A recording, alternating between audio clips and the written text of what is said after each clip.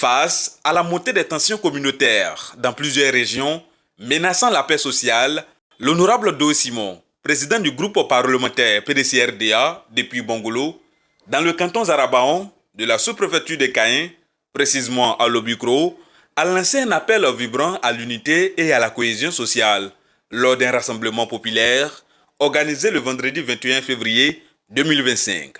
Devant une foule nombreuse, composée de plusieurs groupes ethniques et leaders d'opinion, il a dénoncé et condamné avec fermeté les discours et comportements tribalistes de certains cadres de la région du Guémon, qui menacent la paix et la cohésion sociale.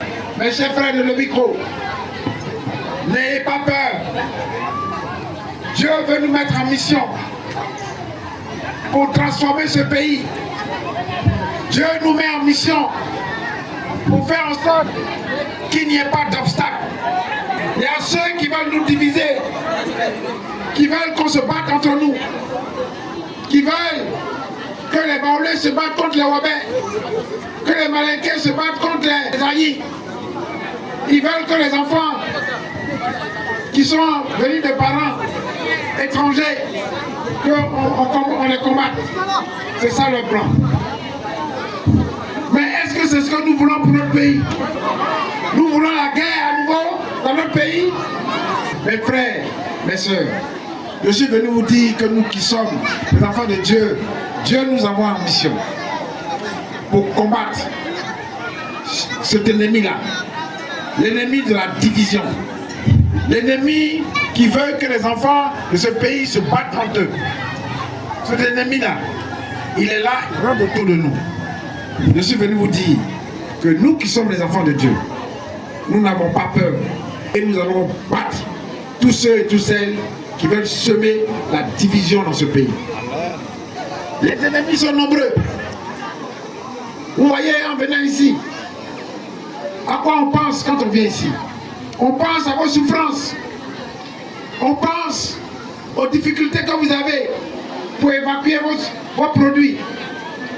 Est-ce que c'est normal que 15 ans après la prise de pouvoir, qu'il y ait encore cette soi-disant route qui vient chez nous, ici à Lobicro?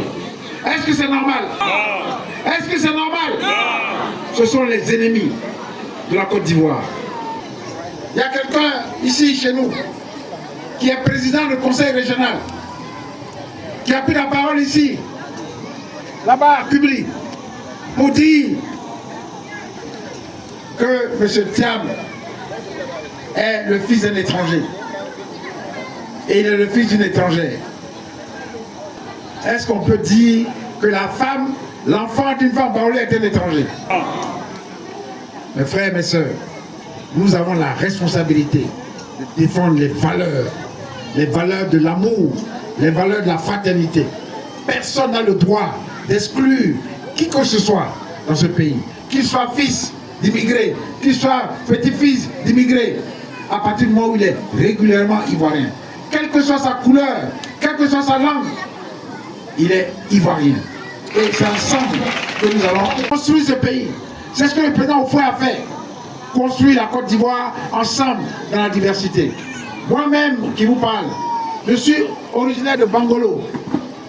Mais vous savez tous que le président Bédié m'a pris comme son fils. Mes frères, mes sœurs, n'ayez pas peur. Et ne cédons pas à la division. Monsieur Thiam, qui est le petit-fils du Fou-Boigny, par sa grand-mère, par sa mère, est un Ivoirien.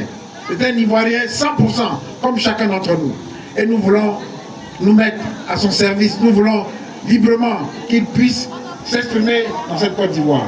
Nous voulons aussi qu'il n'y ait pas deux classes d'Ivoiriens. Ceux qui profitent des bienfaits de la richesse de la Côte d'Ivoire et ceux qui triment tous les jours pour prendre les routes, qui ne sont même pas des routes, avec des femmes qui vont monter sur des motos alors qu'elles sont enceintes. Nous ne voulons pas d'une Côte d'Ivoire partagée. Ceux qui partagent, qui vivent la richesse et ceux qui sont dans la pauvreté. Nous voulons que tous les Ivoiriens puissent profiter de la richesse de ce pays. C'est ça notre combat. et que l'Obicro soit la terre de la fraternité retrouvée de la Côte d'Ivoire.